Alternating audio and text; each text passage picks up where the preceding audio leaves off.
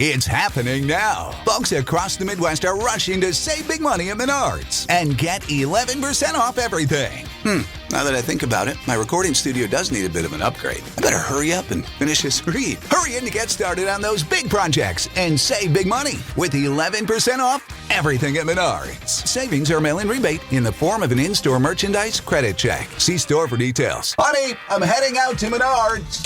Save big money at Menards. You're listening to a Weeby Geeks Network podcast. Another world, another time, in the age of wonder. There was once a dream. You could only whisper it. Anything more than a whisper, and it would vanish. A battle between good and evil.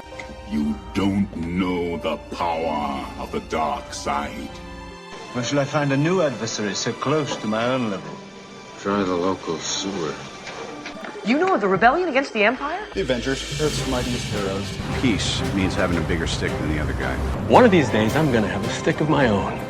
I'm Groot. Welcome to the Neverland Podcast. The podcast for lovers of Disney, Pixar, Marvel, and Star Wars. I'm glad you're here to tell us these things. Please welcome your host, Jeremy. I thought he'd be taller. Yeah, I can fly. All it takes is faith and trust. Well, if it isn't the Star-Spangled Man with a plan, what is your plan today? Off to Neverland!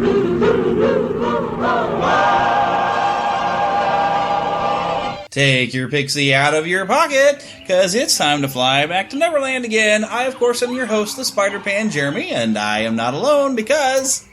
Hello, it's Heather the WendyNerd.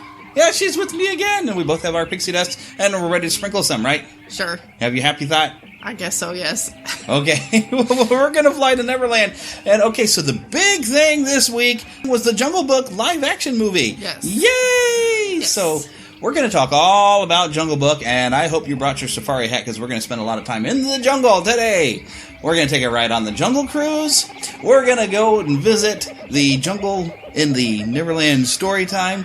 We're going to go to the trailer park, and we got I think 3 trailers that I'm going to talk about with Lost Boy Eric. So we've got a lot of stuff to do. So you're going to learn all about the production of the 1967 Jungle Book. You're going to learn about the book, and you're going to hear what we think of the new live-action film. All today. But first, there is some feedback that I lost it. I had a voicemail.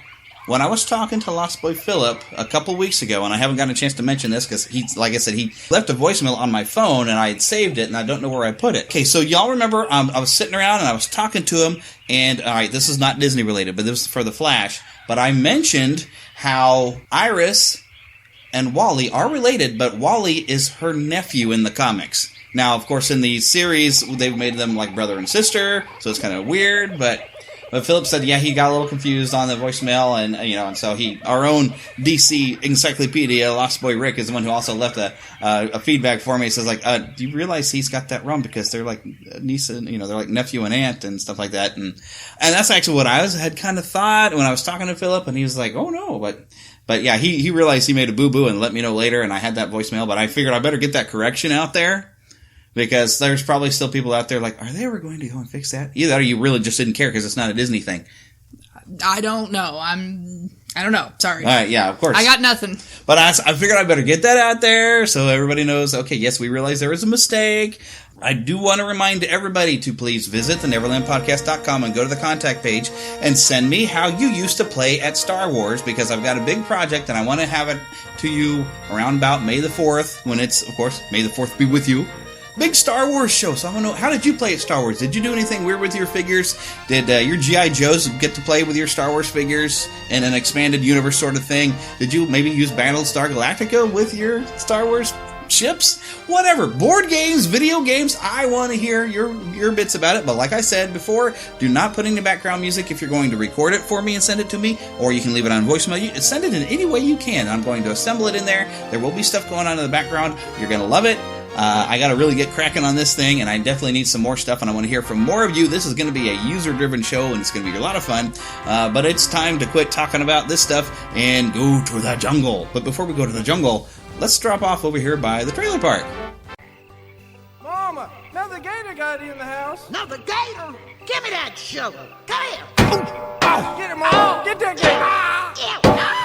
gator. The Neverland Trailer Park.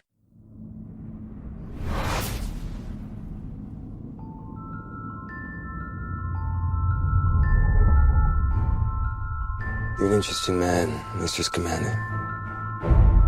Just like your suitcase, I think there's much more to you than meets the eye. Kicked out of Hogwarts for endangering human life with a beast.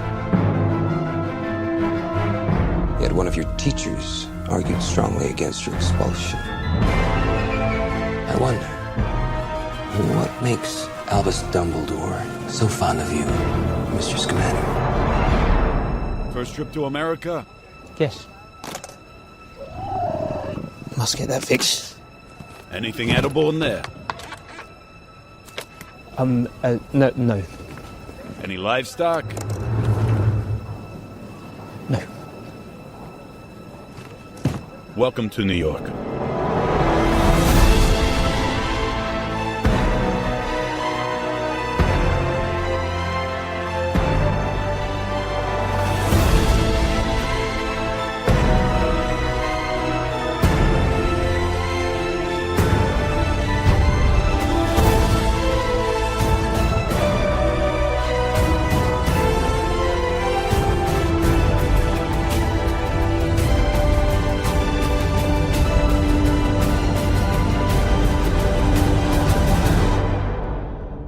Human could do what this thing is capable of.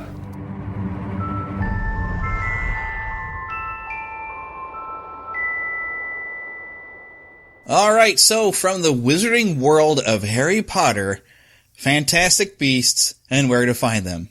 And of course, oh, by the way, in the trailer park, we're not alone. Lost Boy Eric is here with us in the trailer park. Eric Warren. Eric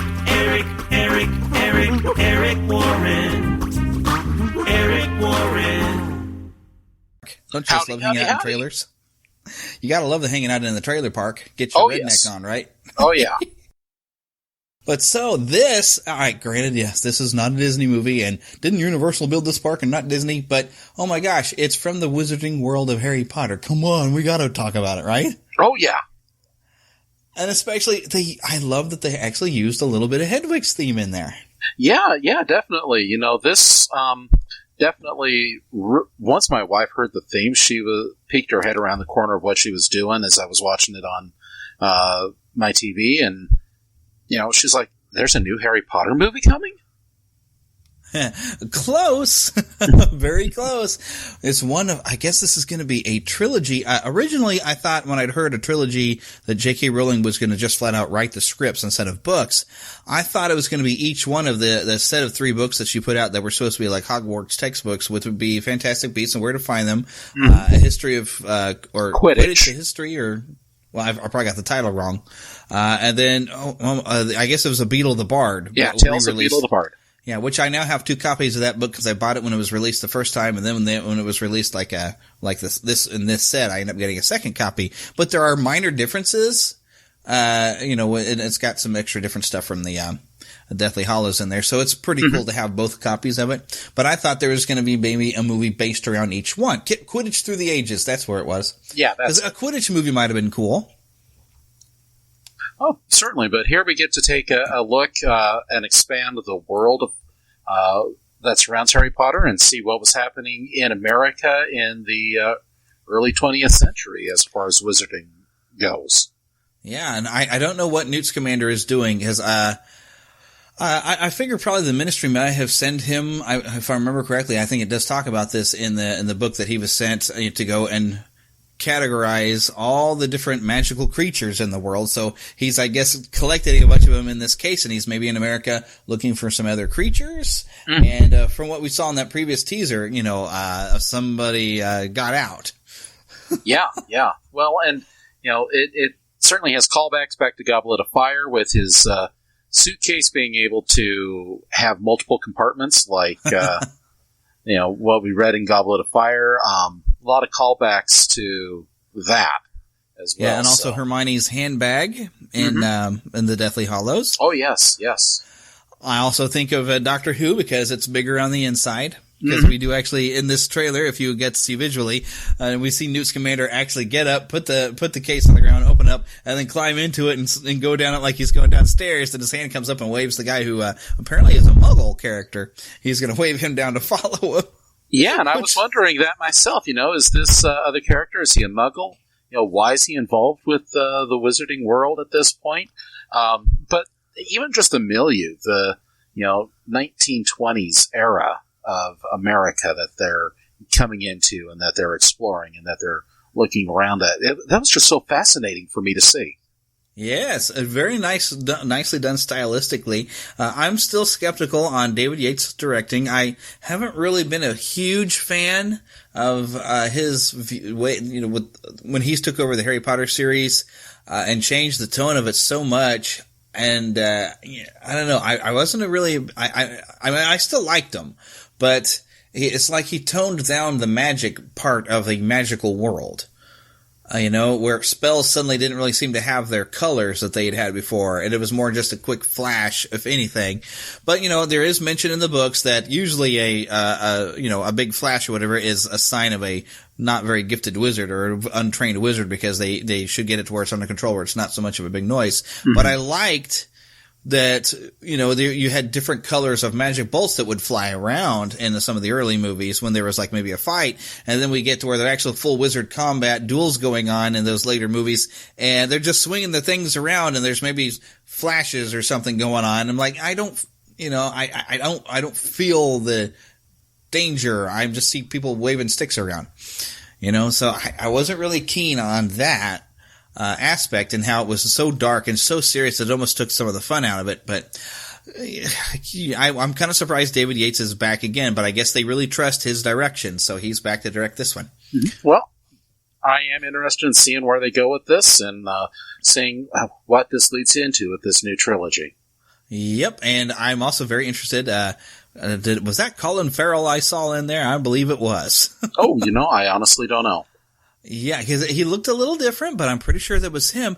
And I think he's, there's this big poster for somebody named Shaw. Mm-hmm. I think that's him, and I don't know if he's running for the new Minister of Magic or whatever they're going to call it in the American version. I hear there's even a different word for Muggles in America. Mm-hmm. So I think he might be, I don't know. I just suspect him as a villainous type of role, which he does very well, I think. Mm-hmm. Well, definitely they're setting up whoever Shaw is to be a villain. So yeah, it just seems that way. You don't get a whole lot from this, but I think this trailer does exactly what it's meant to do, is to show some of the lighthearted humor that I'm liking that this is a script directly from J.K. Rowling, because she does have a pretty fun sense of humor. Mm-hmm. And I like the humor basically shown with when he's presenting the case for inspection, when he's traveled in by boat, and of course they want to check your baggage, and he's got the little switch to make it go muggle-worthy. Mm-hmm, mm-hmm. Stuff like that. It's funny. And I'm glad J.K. Rowling's humor is being preserved in here, because she wrote the script directly for this. So that, I think showing a bit of that humor and just a little bit of the story is plenty enough to get us excited, especially with, as we mentioned, hearing a little bit of the Hedwig theme is enough to get your wife's attention into the room. Like, it's a Harry Potter movie. Yep. So. Well, and I just double-checked IMDb, and yes, that is Colin Farrell as Percival Graves. Oh, so he's not this Shaw guy. No. Henry Shaw Sr., however, is played by John Voight. Oh, really? Wow. See? But I can't find anything further about who Shaw himself may be. So, here we go. Josh Cowdery as Senator Henry Shaw. But that's it. That's all that I'm seeing here on IMDb about that character.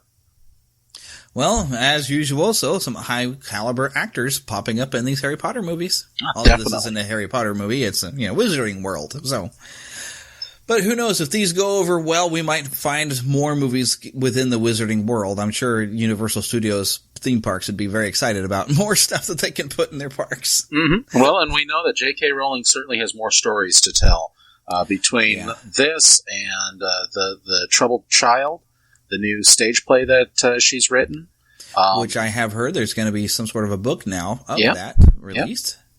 Just in case you don't get a chance to see both plays, two-parter. So yes, another book.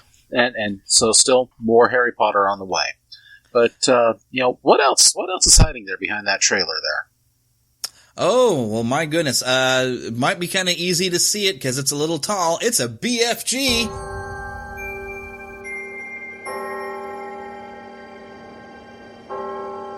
It was the witching hour, when the boogeyman comes out. The girls say the witching hour arrives at midnight. I think it comes at 3 in the morning, when I'm the only one left awake, like now.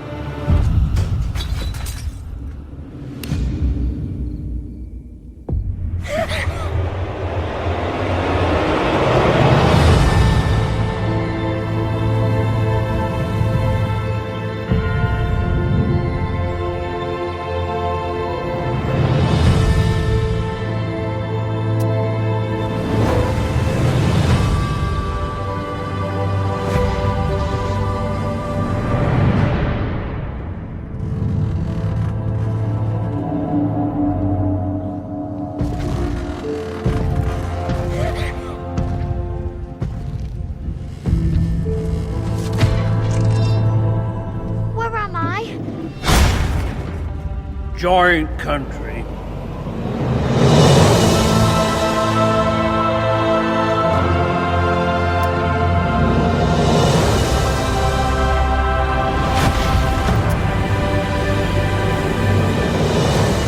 Oh my.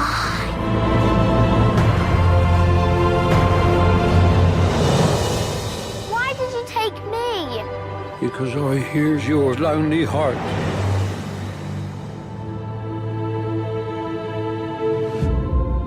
I was hearing all the secret whisperings of the world.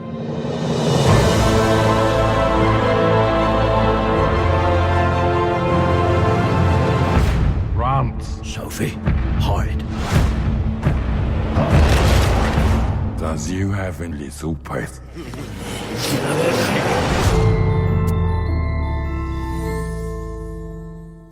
Okay, so this one, it starts out a little bit like the teaser where, it's talking about, it was the witching hour when it happened, and we get to see where the big hand comes in and grabs the little girl out of bed. But now we get a little bit more, and get to see this giant running away with the child, which we know this is supposed to be like big friendly giant, so we know that there's not any real danger.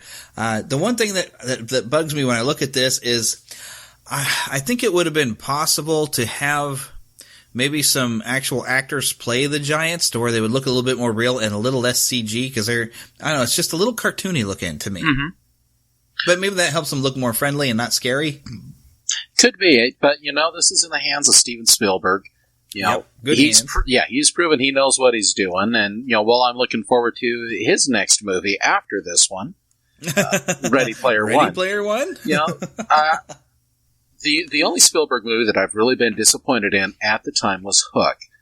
Really? And I've actually gained a better appreciation for that since. But, I'm still of the mindset that Spielberg really cannot do anything wrong. He's got the chops behind him. He knows what he's doing. And, I think this is a return to some of, the style of the movies that he was making back in the 80s, or both making and producing. Yeah, with the fun whimsy of a child in a fantastic situation. Exactly. And even I'm intrigued by that last shot so that they have where the giant friend, now we find that there are bigger giants than even him, that they're kind of mean and nasty. So, no telling what's going on. I mean, unless you've read the book, you really don't know what the story of this is. They've been very secretive. All we know is it looks pretty fantastic. And I'm sure we've got some pretty good motion capture going on with the giants. So, even though they look a little cartoony, maybe when you get to see them on film, they will see some more realism and some expression and emotion on there that we'll just completely buy into them. Mm-hmm. Well, and I know that they've got some good actors behind them, with Bill Hader and, now I'm blanking out on his name. Jermaine Clement is another one of those giants. I know that name, but I can't think of him. Flight of the Conchords. Trying to think what else he has been in that's coming. The only other thing that's coming to my mind is he was the big bad guy in Men in Black 3. Okay, I know I saw that movie. I did love Men in Black 3. But I can't think. I know he was on so much makeup. He was weird. Oh, yeah. So you didn't really get a good look at him. He had the big things over his eyes and stuff like that. Mm-hmm. Best part of Men in Black 3, though, was the one alien that could see all possible futures. Yes, that was a good addition. I love that character. And Heather said, you know what? If you would have gotten a chance to play a role, you would have won that one. I was like, exactly. I could have totally played that guy. I saw so much of my own weird personality in that guy. I was like, oh my gosh, I love him. So BFG, they're still teasing us, but they're just building interest, just giving us enough and letting everybody know, oh, by the way, you remember that book, Charlie and the Chocolate Factory? Same writer. So And John Williams is doing the music. Oh, yes. I'm sold right there. Steven Spielberg, John Williams, I'm done. Sign me up, take my money, let's go to the cinema. All right, I guess we better go on to the next thing in the trailer park. Been something rather strange in the trailer park. Ooh.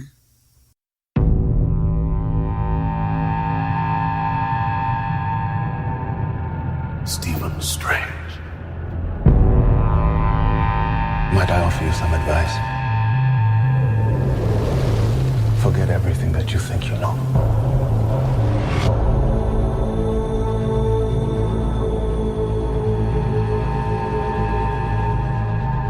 You're a man looking at the world through a keyhole. You've spent your life trying to widen it. Your work saved the lives of thousands. What if I told you that reality is one of many? I don't believe in fairy tales about chakras or energy or the power of belief. You wonder what I see in your future? Possibility.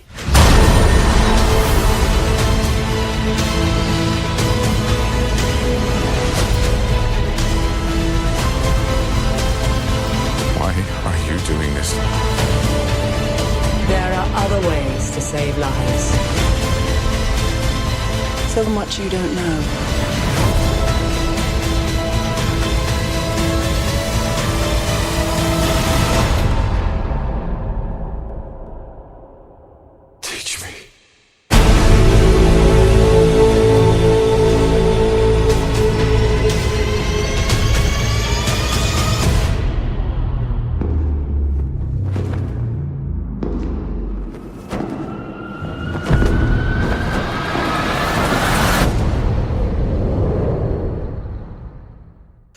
Okay, so we knew Benedict Cumberbatch was perfectly cast for this, but holy cow.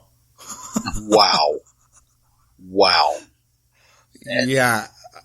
There is one thing I have to question about this trailer is you see where, after the automobile accident, for people who are not familiar with Doctor Strange's origin story, is he was I can't remember, was he a brain surgeon? Or I know he was just a very gifted surgeon. Right. That in a very bad automobile accident, he broke his hands and was not able to perform surgery anymore. Well, and not only was he extremely skilled, he was extremely arrogant as well. Yes.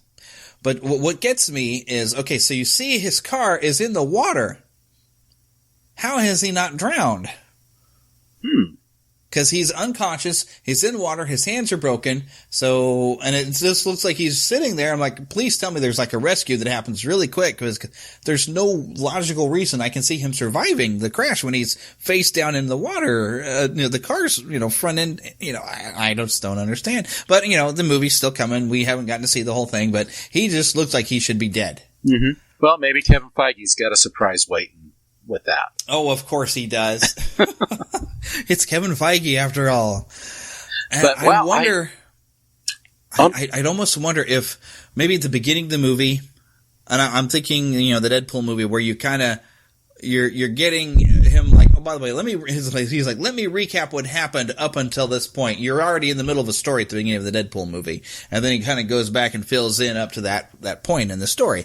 I almost wonder if we're going to start at the accident, and maybe his life is flashing before his eyes, and then so maybe they'll go and show all his stuff before that moment, sort of like Iron Man did. You started at the beginning of when he's getting hit with the shrapnel and taken by the 10 rings, and then it flashes back to everything that happened up to that point. I'm kind of wondering if that's what they're doing. It feels that way to me. At least. and especially as they were using similar images from his life before the crash and his life after the crash. Yeah. It seems kind of that, like it's going that way. But I do appreciate that since he is supposed to be going off to somewhere in the Orient to learn the mystical arts, they have definitely given it a kung fu movie feel. And I don't know what the master was supposed to normally look like. And I've actually read the first issue of this as a reprint. I don't remember what the master looked like, but having I can't think of the actress's name, but she was in the Chronicles of Narnia. Tilda Swinton, thank you. But having her, and she does like this kung fu move to knock his spirit out of his body. I loved that. Knock him into the astral plane. Yes. So cool. But you were about to say something before? Oh, no. I don't recall what I was going to say. Oh, no. But, yeah, I mean, this is looking really good. And, again, Marvel's had a great track record with all of the movies that they've been putting out. And this looks to be living up to that record as well. I'm really excited to see where it's going to go and what they do with the entire concept of Doctor Strange. I couldn't help but feel a little twinge of Inception in there as well, with the city bending, but I noticed that there was a single figure falling from the top of the screen towards the bottom of the screen.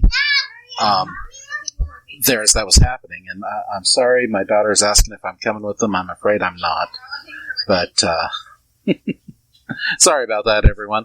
But yeah, definitely some great imagery that's coming up here. If we can get imagery, echoing the Steve Ditko era of just wild and crazy shapes and colors. And I have to assume that with their relaunch Doctor Strange title, that some of the imagery from that's going to have to be reflected in this movie as well, with how magic is being depicted. So I'm really excited to see what direction they're going to take with this, where they go, and see if Dormammu is really our main villain here, and find out just what's in store. Oh, yeah. This was such a great tease, too, because although this is kind of funny, we've gotten to see pictures of Benedict Cumberbatch in the full Doctor Strange costume, which looks fantastic. But it's funny that at the end of this trailer, we just get a tease of him with the famous Doctor Strange window, which probably has a specific name. But he's walking out the window, and the cape is just billowing. We just kind of see shadows, so we don't actually get to see the full costume. We just kind of get to see that image as if we don't know what he looks like. Well, I did see a meme on Facebook with a couple of his other movies with movie posters that all show him with his back to the viewer. So, well, not everybody goes and pays attention to stuff on the internet. After all, when I went to what movie was I going to? Now I can't remember what it was, but they showed the Civil War trailer. And when Spider-Man popped up, the guy in front of me, bless his heart, says, "I didn't know Spider-Man was going to be in this." And I was like, "Oh, I wish I could have seen it with your eyes, because it must have been such a surprise." Oh, yeah. Because with the internet and you pay attention and, basically doing a podcast, I have to pay attention. I knew it was coming. I was just waiting for it, and I'd already gotten to see the trailer. But to see it for the first time in a theater and not knowing Spider-Man's about to make an appearance and not even knowing he's even in the movie, that must have just blown his mind. Oh, I'll bet. And, from everything I've been hearing, Spider-Man's got a pretty good role coming up in Civil War, so I'm excited to see what happens there. And, it's a good time to be a fan of comics. Especially Marvel. Oh, yeah. So, but yeah, Doctor Strange, I thought was going to be like an August movie, kind of like Guardians of the Galaxy, that late summer type of thing. I find it very interesting that it says it's coming in November. Yeah. Which is interesting, because I guess it's December that Rogue One is coming, because I know that's coming around Christmas time.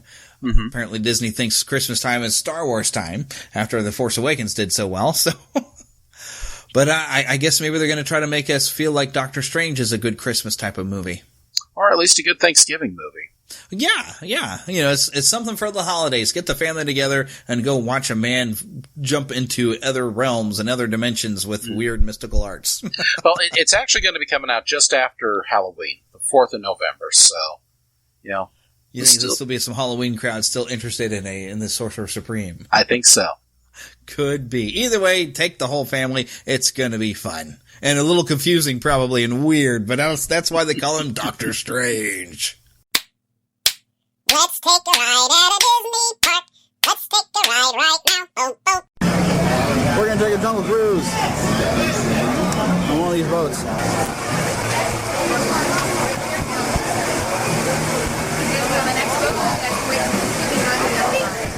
Thank you very much. I appreciate it. I like your ears. One's on the side of your head.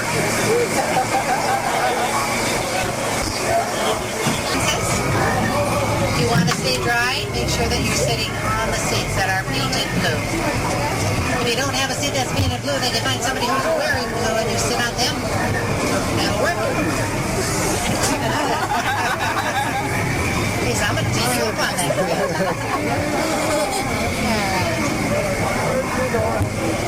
Okay, two hands, let's turn around, wave goodbye to the people on the dock. We may never see them again. That's okay because we don't know them, right? Welcome to the Jungle Cruise. Do I have any first-time Jungle Cruisers? First time, back there. First time here. Okay. Me too. My name is Carol. I'll be your skipper, your alligator tamer, and your swim instructor. We're going to be going through 4 continents and 4 rivers today. Our first river is called the Amazon, and everything grows huge in the Amazon. If you look out into our jungle, we have these beautiful butterflies. They have a wingspan of 12 inches. Two ways walking 1 foot. Yeah, that's hard to believe. 12 inches to 1 foot. The only one who got it, sir. All right. Give me 5. Here, give me 5 on that. I didn't even catch what you said. No, the Amazon is fed by waterfalls, like right here. This is called Inspiration Falls. And people always ask us, well, why is it called Inspiration Falls? Would you like to know why? Yes. Thank you for asking. That's so nice of you. As you watch this water go gently tumbling over the rocks, it inspires you to go deeper and deeper into the jungle. Now, as we leave the Amazon, we're coming into the Congo River. And we're looking for the picnic welcoming party who's supposed to be out here, and some things are hard to find. And, look straight ahead. This doesn't look good. We have some empty canoes, some shrunken heads. It looks like a dead party, doesn't it? Do you suppose something scared them away? You know, being out here in the jungle, we don't know what's going to happen. Like, oh, how about a 24-foot python? That surely would scare me. Yeah. You better be careful because he could get a crush on you. Now, I thought I would stop by our tenting area and pick up some supplies. Left the back door open today. But living in the jungle, you don't pretend to get all these uninvited guests. Look what they did to my campground. Look at that.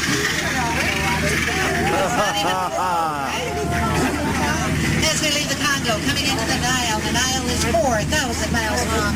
It's Nile after Nile after Nile after Nile after Nile. Now this elephant is an African elephant, and you can tell that by the size of his ears. See how big his ears are? He can hear for over 2 miles. Here's another one on the right. Sometimes she'll talk to us. Let's see how she's doing today. How are you? Having a good day? Okay, my guests are hot. They'd like to have some water, please? Well, I gotta work on that. Your third one doesn't work too good. As we come to the African mountains where all the animals come down and drink of the Nile, we got the wildebeest, giraffes. Look at all the 71 iguanas out there. There must be 6 of them. Zebras, vultures, lions, only the fittest survive. And don't worry about that zebra there. The lions aren't zebras. Just on Sunday, though. Just on Sunday. Oh, no. Now, rhinos weigh 2.5 tons and they can run as fast as a horse. We tried to share that with our safari group, but they didn't listen. Sorry. So you can find it in here pretty soon. Listen to the music. Now, we're going to put it in right here every 10 minutes. Oh, I think it's funky. Actually, I believe that's, could be the name of the bird. If my wife, a biologist, was here, she'd tell you. It's actually a... Crocodiles. Anybody like crocodiles? The big one is smiling. They also think of the monkey back. Now, I know it would really be cool to go through the falls, and I've always wanted to go through, but we can't. Gotta go this way. To your right. Everybody lean. Way over, way over. We're gonna go way over. Alright, okay. Most of the people in the back there must be petrified with fear, because we just have the time to read through. We don't want to do it. Schweitzer Falls is named after the famous scientist, Dr. Albert Falls. Yep, so remember that for your trivia game called A Plane Crash in the Middle of the Jungle. Wasn't that good?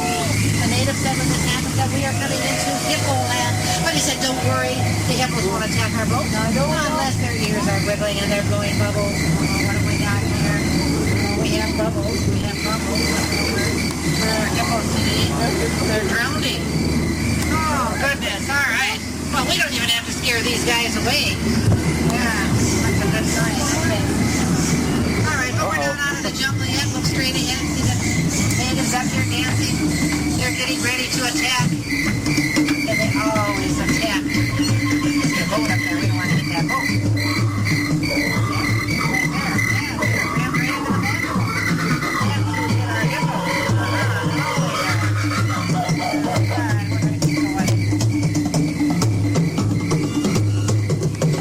These guys, we see, we're a 40-foot boat. They can't help but see us. What's this? Ambush. Everybody get down. Don't worry about looking stupid. I'll do that for you. No, you have to drive, honey. You drive. Somebody's got to drive, right? I'm too busy hiding. Oh, that's a fun one. Now, how many people have seen the best side of water? It's absolutely gorgeous. It's our air conditioner, so it feels wonderful. And up here, I have the front side of the best side of water. Now, as was the Nile, we're coming into the Mekong River, and the temple ahead of us is over 10,000 years old. And if you look right to the right of the temple, you see that face up there? That's Shirley. We'll call this Shirley's temple. But we've had an earthquake here. Look at this. There's gators in the water. The bridge is broken. And this entrance wasn't here earlier. Think you can take us through? Okay. All right. Since here, I can do anything. All right. Keep your hands in and your eyes open and see what we can find.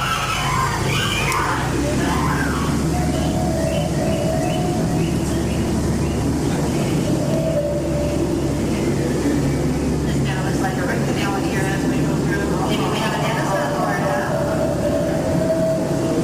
look at the green eyes on this tiger.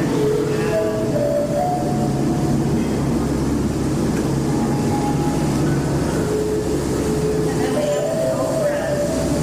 Watch as we go by, they follow us in the boat. They guard all the treasures here in the temple.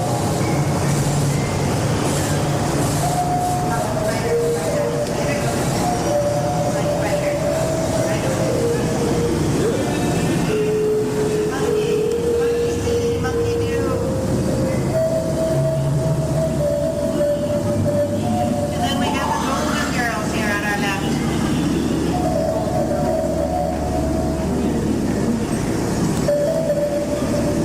Oh, wow.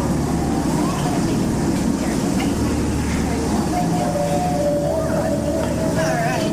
Did we all make it through the temple okay? 2, 4, 6, 8, 10, 12. All right, looks like we're all here because of the jet. That's always good. Look where we are. We're in the Indian elephant pool. Remember we talked about the size of their ears? See how much smaller they are? And you can take all the pictures you want. They have their coats on. Big shot, takes a shower. Kind of reminds me of my husband taking a shower. And a couple little dribblers here. 2 more here. Look at that. We gotta watch these guys here. They're trying to get us wet. You know that 1% chance of getting wet? One right here. This elephant right here. Once in a while likes to get us wet. Yep, we got to be really careful. You've only been wet once today. I always like to point out some of the great plants that we like here in the jungle. Like I like this plant. That's a wonderful plant. This is a gorgeous one. And then the tall green ones that run across the back. Any questions on the green plants today at all? What are they called? Green, greener, and greenest. Okay. Okay. And they're old. You know, they've been here since 1971. Chief Nami. Chief Nami is our head salesperson here. He said business has been shrinking. Yeah, 2 years for the price of yours. Any takers today? No takers. Sorry, Chief. And guess what? That ends our ride. Oh, you know, that 10 minutes goes by way too fast, doesn't it?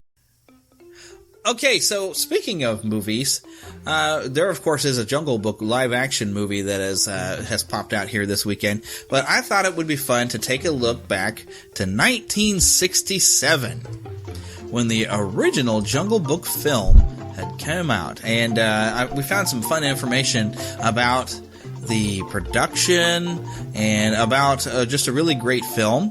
And also, my wife has read both books, so prepare to hear about the two Jungle books that exist, which actually some material was pulled out of the second book, King Louie Having a Treasure being one of them. That's something that you can kind of see in the Jungle Book animated, but it's not really a big deal. But the first attempt at a live-action Jungle Book movie made it a big deal of the treasure of King Louie. But I don't know how much that one actually follows any of the books, so I'm going to have to ask Heather about that one. But this actually, the fun thing is this starts here, and let me just go ahead and start with this here. After The Sword and the Stone was released, storyman Bill Peet claimed to Walt Disney that we, the animation department, can do more interesting animal characters, and suggested that Rudyard Kipling's The Jungle Book could be used for the studio's next film.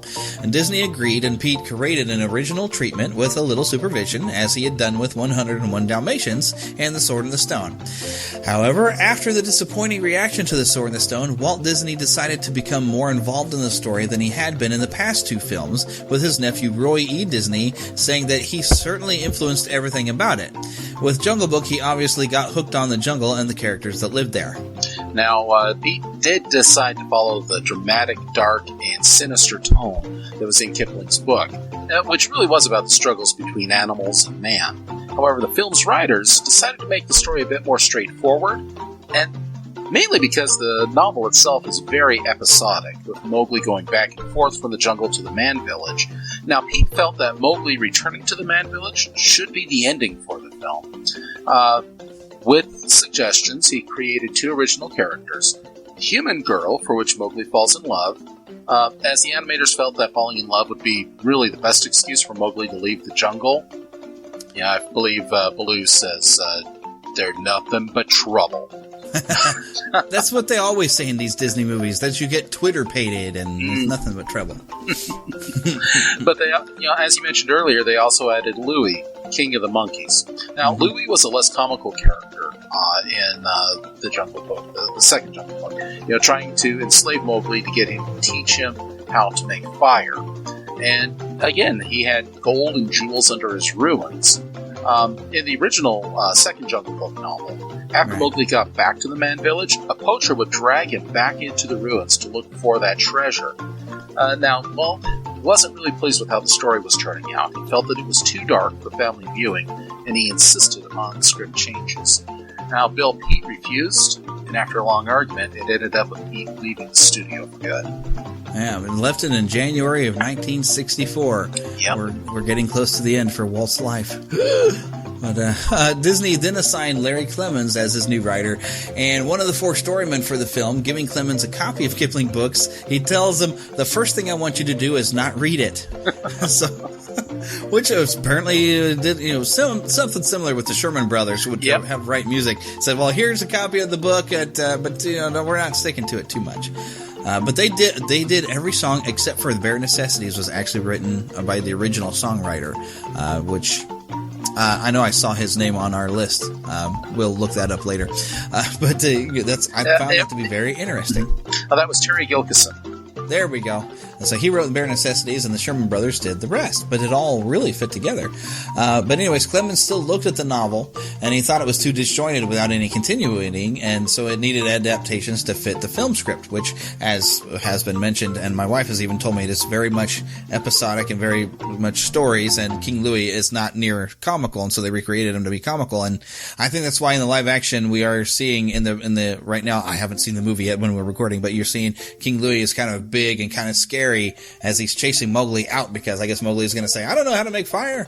But anyways, they needed some adaptations to fit it to a film script, and Clemens wanted to start in medias res, which basically it's an old Latin term for in the middle of things, with a few flashbacks afterwards. But then Disney said to focus on doing the storyline a little bit more straight. He said, "Let's do the meat of the picture, let's establish the characters, and let's have fun with it."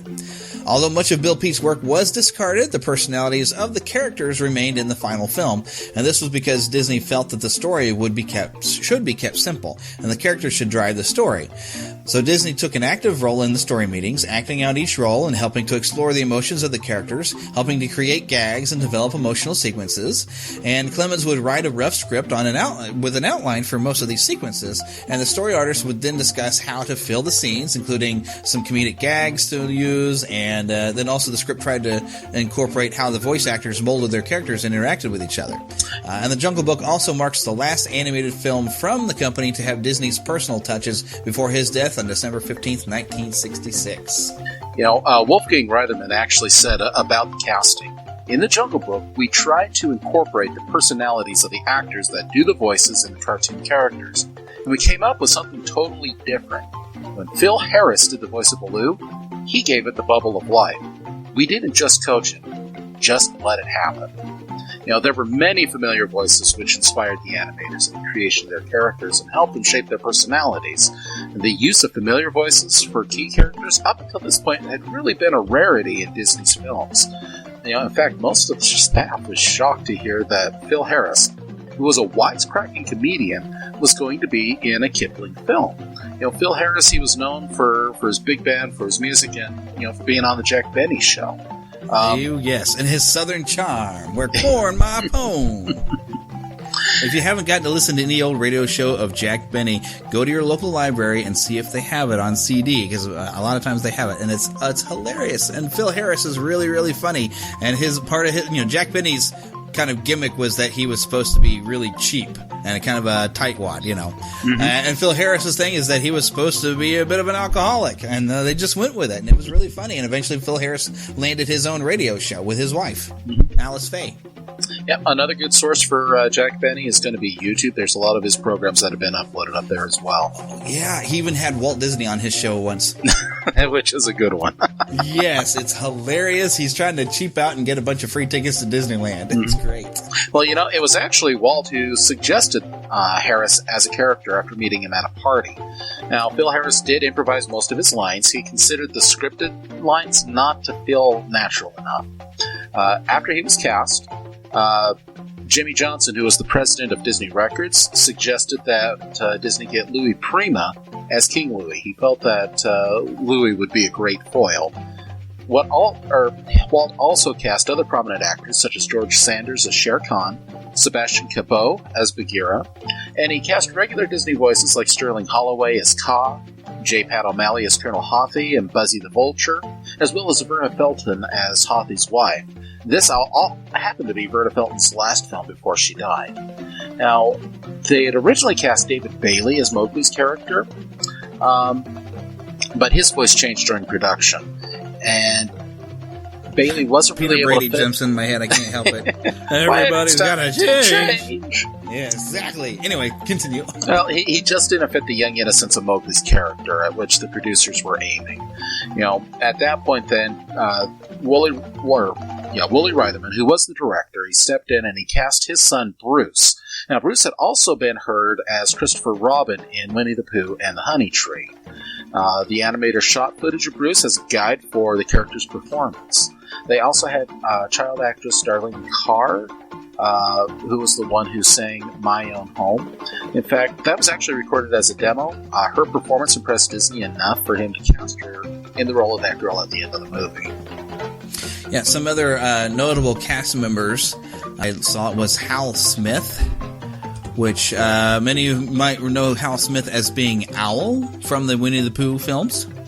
Mm-hmm. Now, what did I see that he played? I remember seeing him listed, and now I can't find it.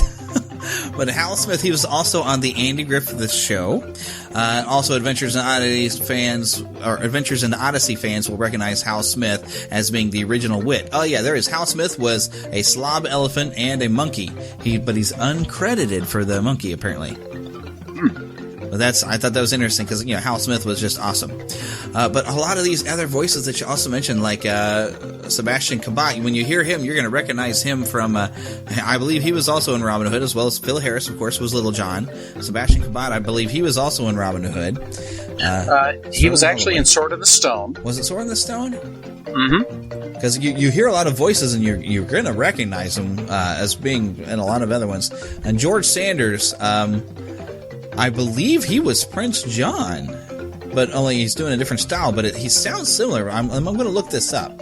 I want to be sure before I say this certainly, but I know a lot of these actors did come back for Robin Hood. But let me take a look here. I'm actually showing that no, he was not in Robin Hood. He wasn't. I know there's something else he did. Oh, the narrator. That's Bagheera. That's why I recognize. I remember last time I was watching it, I recognized his voice. He's the narrator on Winnie the Pooh. That was okay, and that's of course Sebastian Cabot. He was a narrator for Winnie the Pooh. Now, where is it that I know George Sanders from?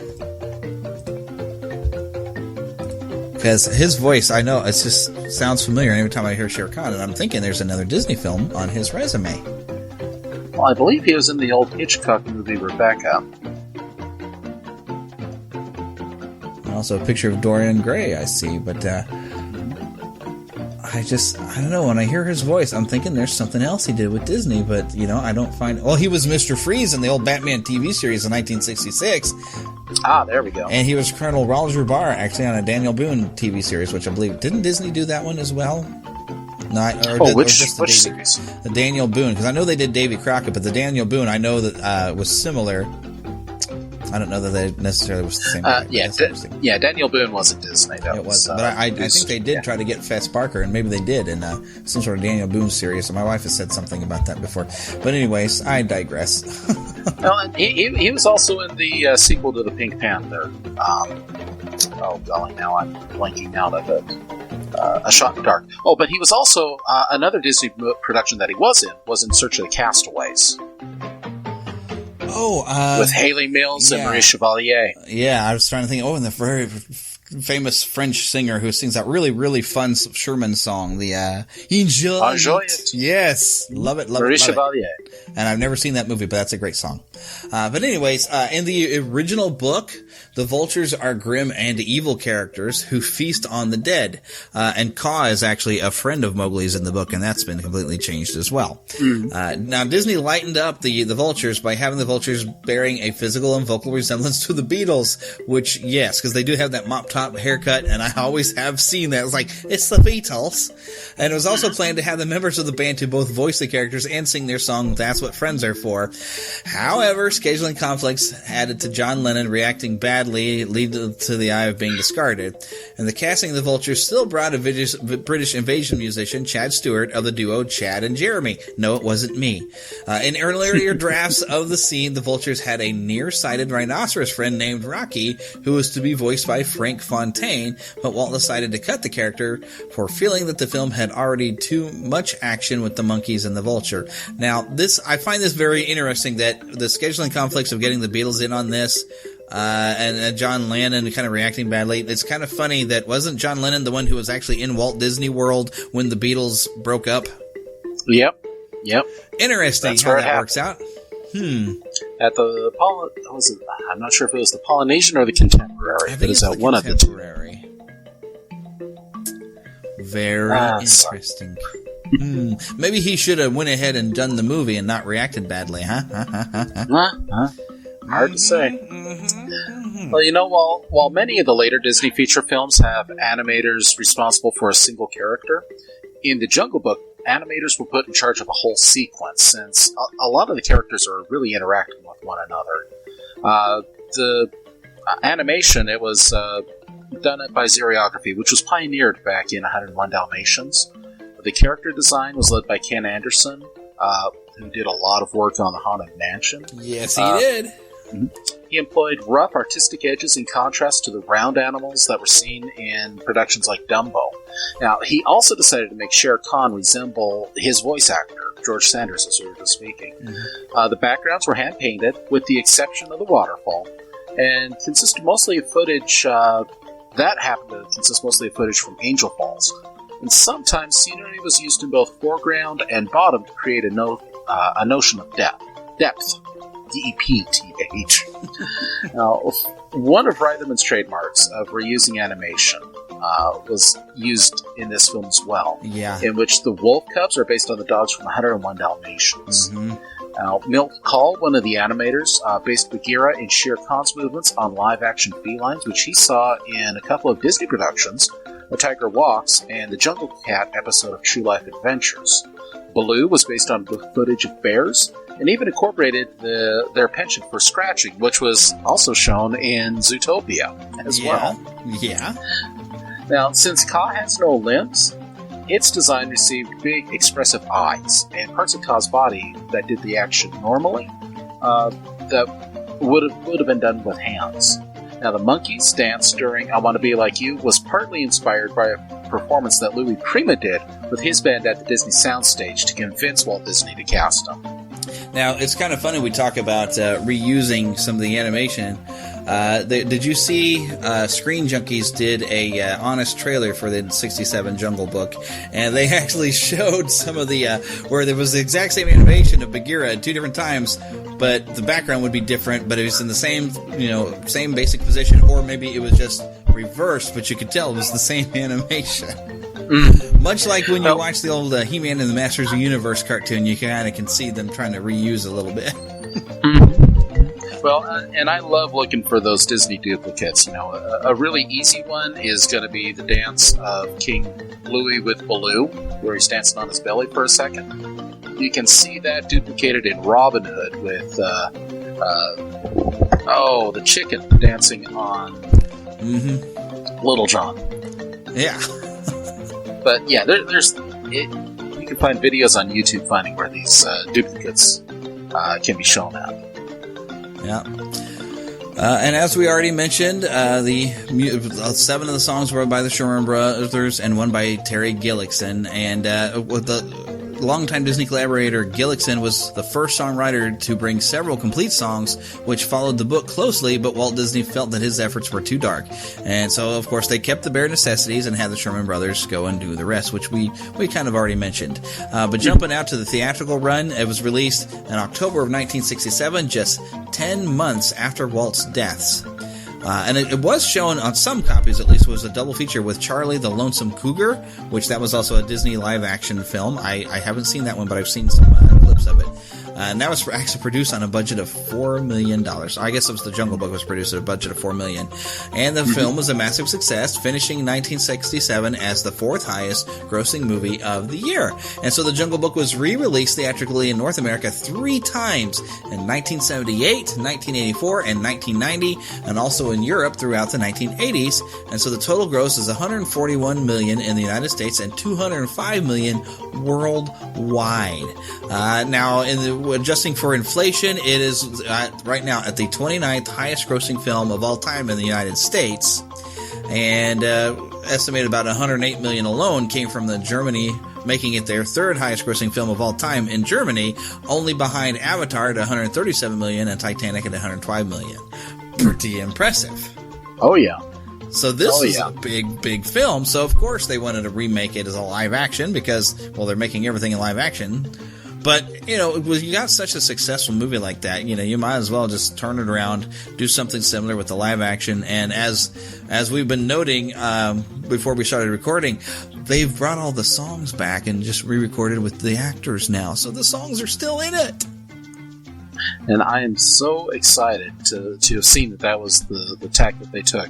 When I first saw the previews and knew that this was in production, I was thinking that they were going to follow the dark nature of the original novel. So I'm very excited to see that, even just the notion, the knowing that they're including these songs, they're going to go with, while the imagery is dark based upon the previews, they're still going to go with the lighthearted story. So I'm, excited to see it, and hopefully we'll be able to review that here really soon. Yep, and if you hear a review in this show, then one of us managed to get out to see it. But I think I need to talk to Heather about the books. So why don't I just go ahead and get her? This is your Neverland Storytime. You can listen along with your MP3 device. You will know it is time to listen when you hear the chime like this. Let's begin now. This is a Walt Disney original little long-playing record, and I am your Disneyland story reader. I am going to begin now to read the story of Jungle Book. You can read along with me in your book. You will know it is time to turn the page when Tinker Bell rings her little bells like this. Let's begin now. This is the story of a man-baby who was found in the jungle by Bagheera the panther. Bagheera carried the baby to his friends, the wolves. The wolves raised the baby as their own. They named him Mowgli. Mowgli learned to take care of himself in the jungle, but Bagheera the panther was always nearby. He was ever ready to protect little Mowgli. The elephants became his friends. Even the elephants' gruff leader, Colonel Hathi, became Mowgli's friend. It was Colonel Hathi who marched every day at the head of his elephant patrol. Not everyone in the jungle was Mowgli's friend. There was Hungry Kaa, the constrictor. His eyes could hypnotize almost anyone, and his coils could crush almost anything. Mowgli's most dangerous enemy was Shere Khan, the man-hating tiger. Shere Khan was determined to kill the man-cub Mowgli before he had a chance to become a man.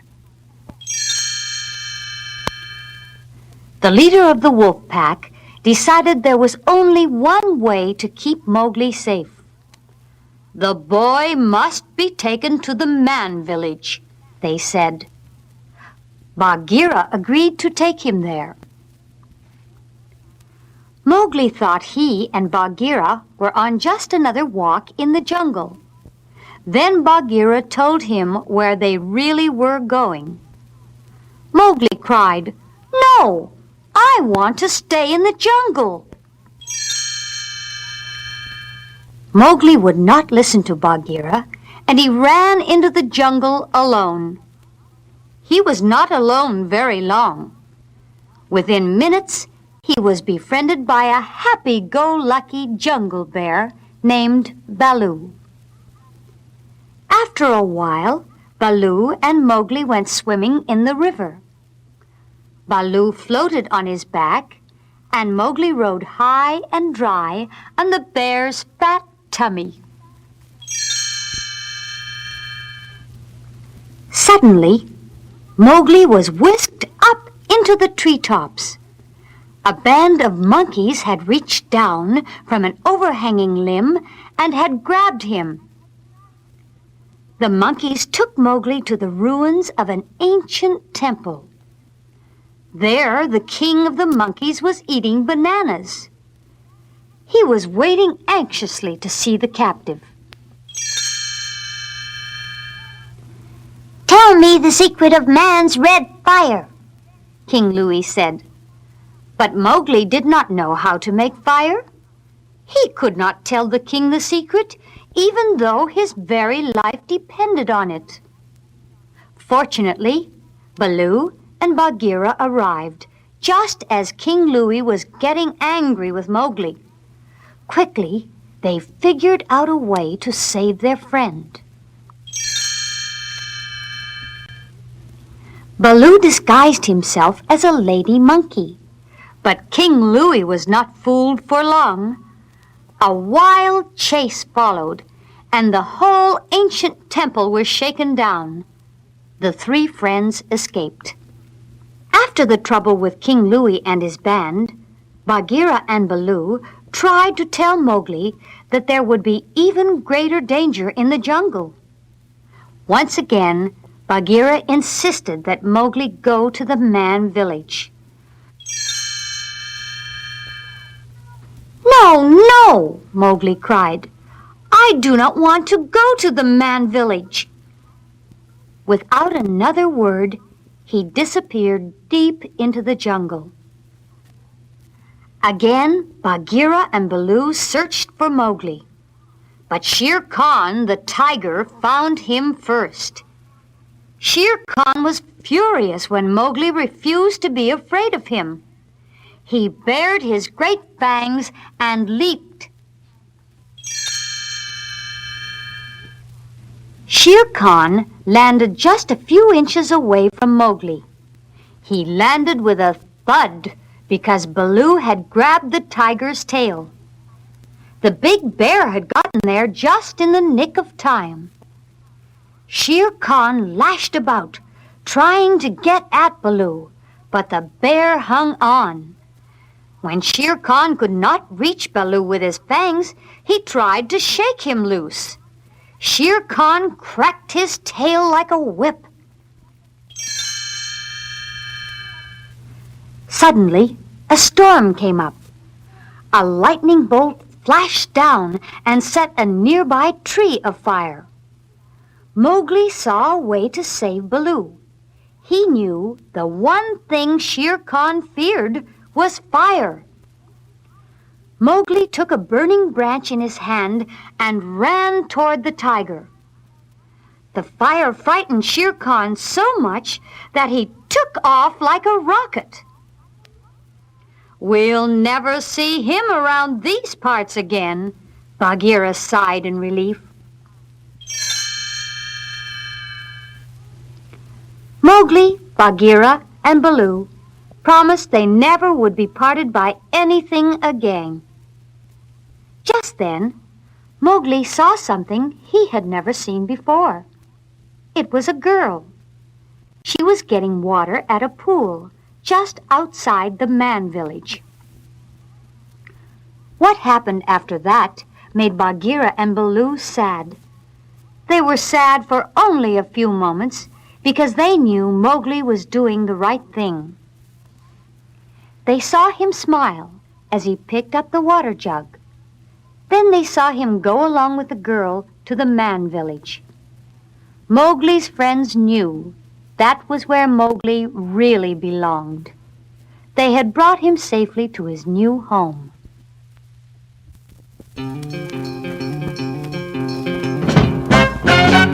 Look for the bare necessities, the simple bare necessities. Forget about your worries and your strife. I mean the bare necessities, or Mother Nature's recipes that bring the bare necessities of life. Wherever I wander, wherever I roam, I couldn't be fonder of my big home.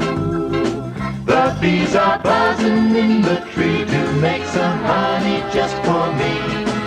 You look under the rocks and plants and take a glance at the fancy ants, then maybe try a few. The bare necessities of life will come to you.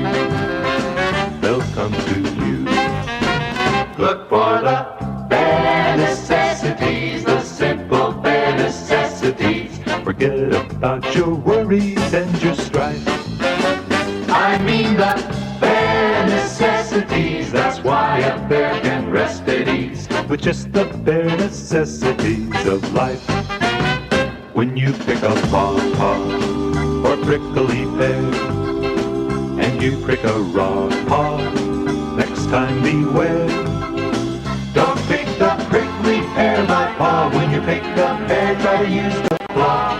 But you don't need to use the claw when you pick a pear of the big pawpaw. Have I given you a clue? The bare necessities of life will come to you. They'll come to you. Go bear! Go bear! Go!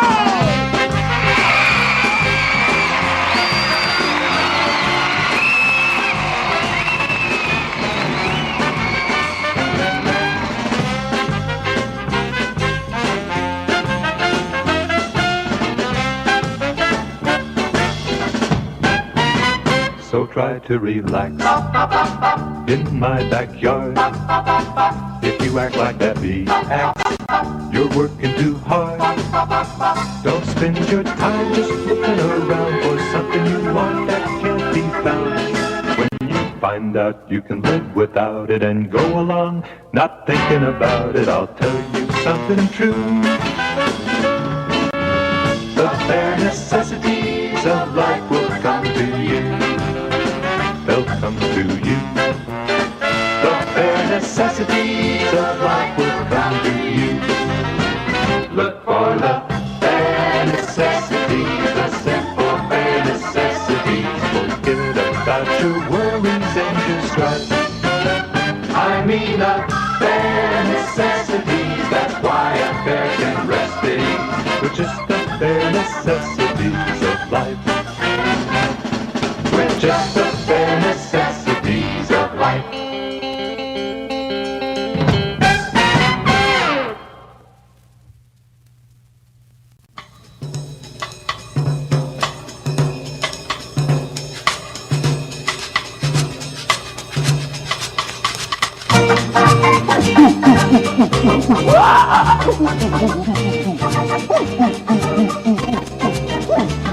Now I'm the king of the swingers, the jungle VIP.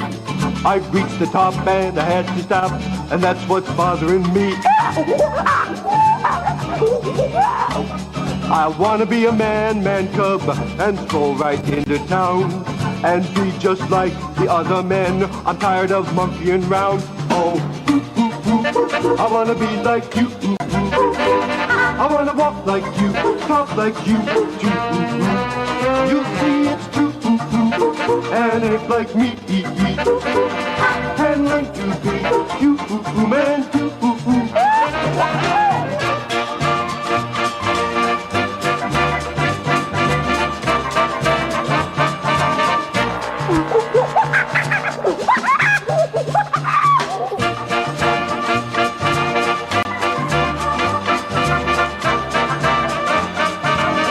I wanna be you. I'm a human. Don't try to kid me, man cub, and don't get in a stew. What I desire is man's red fire, so I can be like you. Give me the secret, man cub. Just clue me what to do. Give me the power of man's red flower and make my dreams come true. Oh, I wanna be like you. I wanna walk like you, talk like you. You'll see it's true, and it might be and learn to be human too. I wanna be like you. I wanna walk like you, talk like you. You'll see it's true, and it might be. Can learn to be human too. Our late your mannerisms will be a set of twins. No one will know where man cub ends and orangutan begins. And when I eat bananas, I won't peel them with my feet, 'cause I'll become a man cub and learn some etiquette. Oh, I wanna be like you. I wanna walk like you, talk like you. You'll see it's true, and it's like me. Can learn to be human too. I wanna be like you. I wanna walk like you, talk like you. You'll see it's true, and it's like me. Can learn to be human too. I wanna be like you. I wanna walk like you, talk like you. You'll see it too, and it's like me. Can learn to be human too. Can learn to be human too. Hey man, cub, I wanna be human.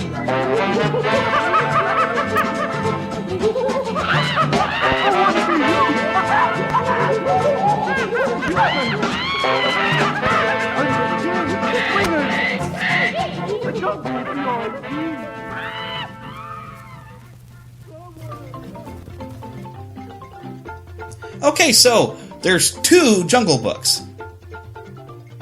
Yep, she's just going to look at me for that. Oh, yes, there are. I'm sorry. and we actually have right here, and she was thumbing around on it before. What did we find this at the one shop? Barnes & Noble, was it? This was Barnes & Noble that had both books in the same book, I guess, in the same volume together. It is the like both volumes in the same book. The Jungle Books. Now, I haven't gotten a chance to read it, but you've read it through, I think, like twice now. No, I've read it through once, but I really, really enjoyed it, so... because that looked like you came back to it after reading a bunch of more Jane Austen books. Well, she loves Jane Austen. I did come back and I reread some parts because they were some of the more famous parts that were used in books and things like that, and just to refresh my memory and just some of the really better... Because it's not really... the Jungle Books, there are 2 books, but there's several stories. It's more like books that have several short stories about animals, and really the stories that we are familiar with are like the first 3 in the first book. And, you get through Mowgli and the wolves and Shere Khan, and then that's it. So when I was reading the book, I'm like, oh man, I'm only 3 stories in, and we're already done with Shere Khan. So what could the rest of this book possibly have in it? And the good news is it has so much more. So there are more stories about Mowgli that are in there that are just as good as the ones that we know and love. There is Rikki Tikki Tavi, which is one that Chuck Jones made a cartoon of. Yeah, we tried to watch that yesterday. I dozed off. Yeah, it's it tells the story, but the book, and it actually was really close to the book, really faithful to the book.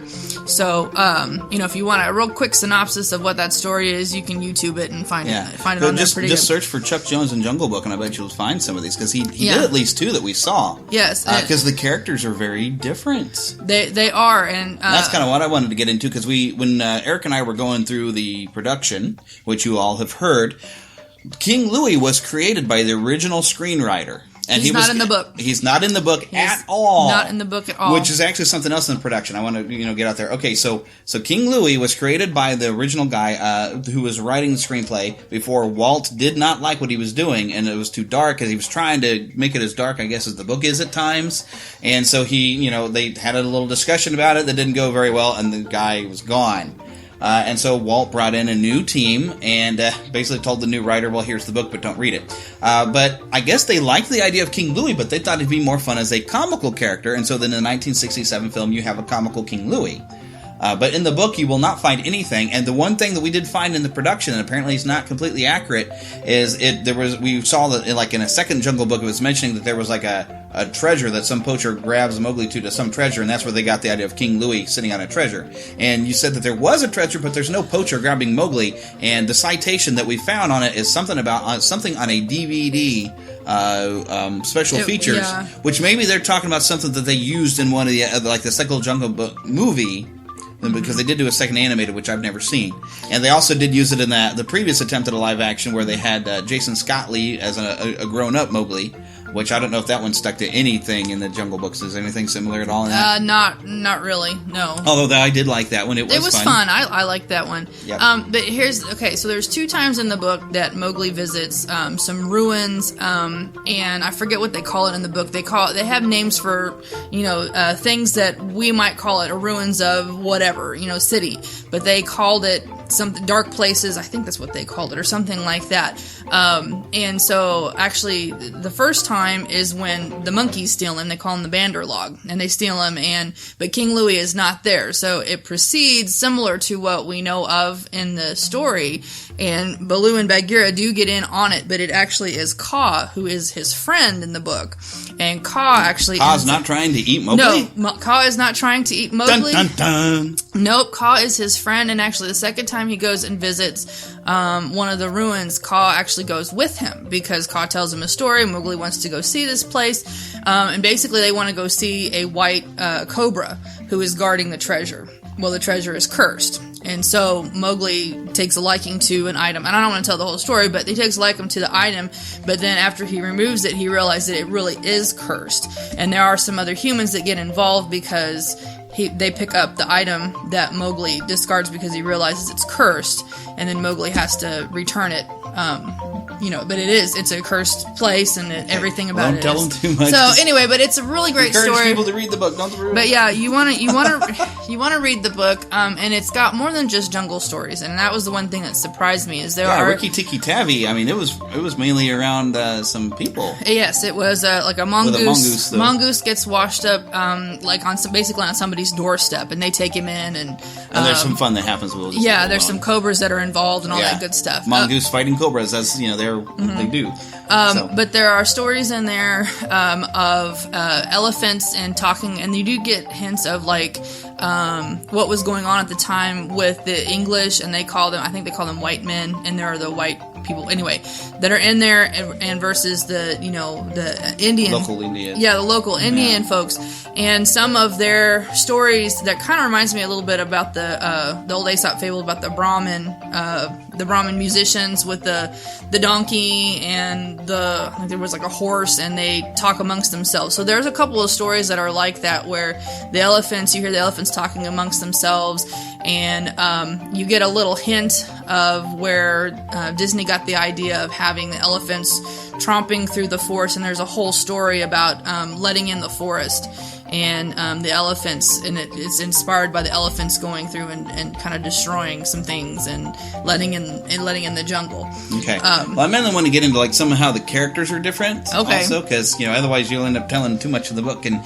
we might at some point record the audio, because I have mentioned before, and I haven't gotten a chance to do any of this, of making some special feature for Patreon donors where we're going to maybe start doing chapters out of some of the books that inspired Disney films and reading those and having some fun with it. And this is a project that we can do, because we this have would be a lot good one because they're short stories. Yeah, we have a lot, like Winnie the Pooh, and we've got some of the Brothers Grimm fairy tales, which includes Snow White and stuff. But one thing that was really weird when we watched and I thought about sharing some of the audio with y'all, but y'all should just go watch this on YouTube. But on the Chuck Jones, and you said it was following almost word for word the almost book, word for where word. Mowgli is brought to the Wolf Council, and they have to vote on the law and everything. And Shere Khan is, of course, saying, "Well, I have a claim on the boy," but Baloo is the lawgiver, keeper of the law guy. Which is totally opposite of what he is in the stories. Yeah, he was boring. He was nowhere near as fun as what Disney did to Baloo. No, he basically was. I'm here and I taught all the wolves the law, and they learned from Baloo, and he was very much, this is the law by the book, and Disney decided to take him totally opposite direction and laws. But he sticks up for Mowgli. He does. So he's still a good guy. Baloo and Bagheera, you said, was like a hunting buddy for Mowgli, and not really so much, because Bagheera in the Disney presented him as he's kind of a guardian, and he kind of tries to instruct him and is watching out for Mowgli, and that's what we're used to from Bagheera. He is a little bit, but he's also a lot of a hunting buddy. He's really more of a buddy than Baloo is in the book, and so they do. But there are times that Mowgli doesn't understand what they call the spring running, when that's when all the animals go and they find mates and things like that, and even Bagheera leaves Mowgli's him. got nobody to mate with in the jungle. Yeah, and so he doesn't. He's a little boy. He doesn't understand that, but other than that, like Mowgli is with him like all the time, and then he'll be with Kaa. So there are some stories where he's with Kaa and they're doing some fun things. But I bet there's a ton of characters that got left out. There is, yes. The cartoon one does mention Hathi, which is the elephant. Yeah. And he is not of course, they call him Colonel Hathi. Colonel Hathi. Well, that comes from, in the book, he was with people for a while. And so, he was owned, and I don't remember exactly all the details, but anyway, he escaped, and so that's probably where they got that from. But the elephants are also part of the lawgivers, and so they mentioned the Peace Rock in the movie, and there is a story all about the Peace Rock. We'll talk about the movie here in a couple of next segment. But so they have Hathi and things that they left out. Okay, Mang the bat. So they left out. Yeah, just briefly. Okay, just a few characters. There's a kite that you see in the new movie flying and a kite around. Is a type of a bird? It's a type of a bird. It's the bird that you'll see flying around, screeching every once in a while. And the animals in the live action movie, and the animals kind of turn like they're listening to him. But he actually does show up quite a bit in the book, and he does a lot of information giving, and people get a lot of his news from the kite. So he got left out. Looks like some of these other characters we'll be able to talk about here when we talk about the movie. Should we go ahead and turn the corner and talk about the movie? Well, I guess so, because I'm kind of thinking You're it going that way direction. a little bit, okay. yeah. All right, so let's jump to our movie review. There'll be spectacle, there'll be fantasy, there'll be daring do and stuff like you would never see. Hey, a movie! Yeah, we're gonna be a movie starring everybody and me. Boy, I wish I were you people seeing this for the first time. Kermit, I got a great picture of the chicken. Oh, good.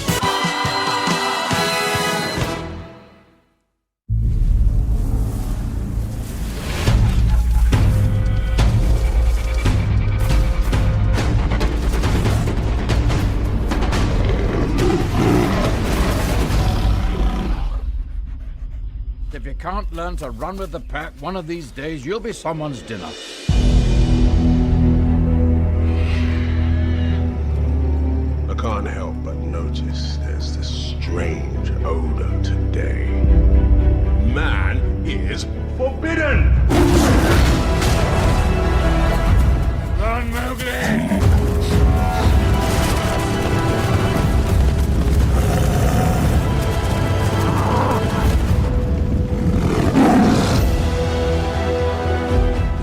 is no longer safe for you. But this is my home.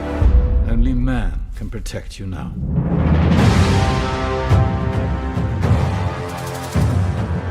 Poor, sweet little cub. What are you doing so deep in the jungle?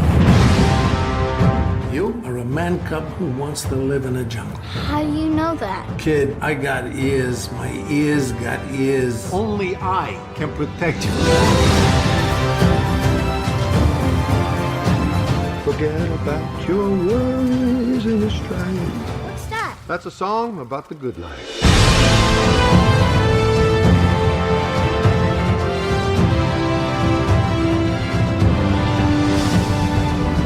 He will stop at nothing until he has this boy. If anything happens to that kid, I'll never forgive myself.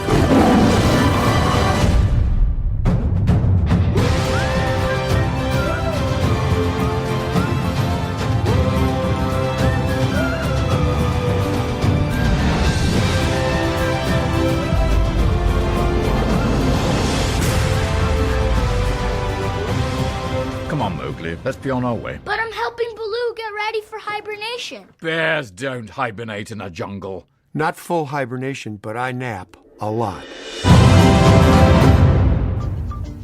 Okay, so that was, of course, the trailer again for the Jungle Book movie, which we did get a chance. We had to set aside some money specifically so we could go and check it out, and I'm glad we did. It was a lot of fun. It was fun. And so the fun part is okay, so you have the 1967 animated Jungle Book, which is extremely loosely based off of somewhere between these books, and now you have a movie who is now loosely based off of the animated, throwing a little bit more of the book back into it. Yeah, you could tell they tried really hard to give a little bit of what was in the book and some of Mowgli's stories in there. And do you want me just to go ahead with that, or? Well, a little bit, but we got it now related towards the movie, because you did mention there were some characters that, like, because the movie, I was really amazed with the animals in the movie. Mm-hmm. I couldn't tell half the time if they were using a live shot from a live animal or if it's computer. And when we looked in the credits, there was a lot of, there was mention of Jim Henson's Creature Shop and some puppeteers. So it looks like somewhere between a mixture between, had to have used some live animals at some point with some puppetry and some really good computer effects. They made very believable animals that it wasn't like watching, the Robin Williams movie. I wanted to call it Zoolander, but that's completely Jumanji. That's the word. Oh, okay. Jumanji, the most fake-looking animals you've ever seen in your life. Well, that was early computer. Yeah, I know, but this is like light years ahead. These are very believable that these are real animals, and even though some of them might be fake animals, they were just the cutest things you'd ever see, like the little wolf cubs that are like Mowgli's brothers and sisters. Yeah, that's the one that they try to squeeze in from the book, Gray. Although I guess Gray is supposed to be older. Gray's much older in the book. He's presented as a cute little puppy. Yes, he is. The movie. But I was glad to see, having read the book, that he was put in there because he does play a big role with and Mowgli. They did go and give Mowgli's adoptive parents their names. Yes. At least the mom. They didn't get the dad in there. Yeah, Akela. No, he's not the dad. Well, he's the pack leader. He's the pack leader, but he's not. Pack leader would have kind of, and they kind of presented him like he would have been the father. No, in the book he has a different father. Wow. Okay. But in the movie, they present Akela as being like a father figure to Mowgli. Yes. Okay. They have him teaching him. Yes. So, and I forgot the mother's name. I like that. Rakisha. It's in there, but she's the demon, is what they call her, because she's very ferocious. And they mentioned that actually in the live action movie, and even the line I noticed when we watched the Chuck Jones things where she actually does say, "I don't care what he is, he's mine." Yeah. I like that. She's very possessive of him. Yes, and some real kind of mother bonding. You do kind of feel the emotion of like mom, even though she's a wolf, and the other thing is, I noticed Mowgli is never a point, because with us we're thinking, oh, we're friends with the animals. We're like, oh, I want to pet the animals. Mowgli never treats them like they're animals.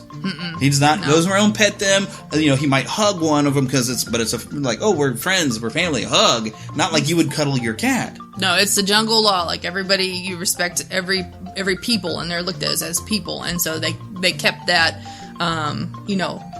in there. Yeah. Which was very cool, because he just seemed to kind of just blend in. Because I know with me, I'm like, oh, look at the cute little puppies, and they want Mowgli to play, and Mowgli's like, not right now, I'm kind of upset.